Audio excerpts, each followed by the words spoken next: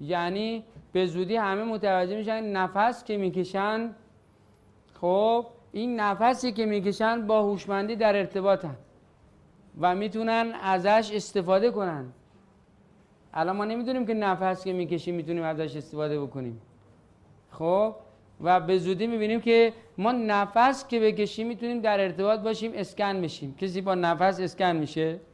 خب اینم یک مسئله هست. خب یعنی یه چیزایی که اصلا به تصورمون نمیاد که تجربه شناوریه.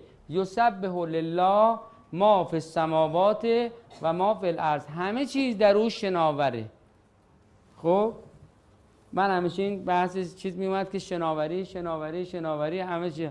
بعد دیدیم که بابا معنی سبحه یک معنا شناوریه، همه چیز قوتوره، شناوره. یسبح لله همه چیز برای شناوریم. ما در این هوشمندی، در این شعور و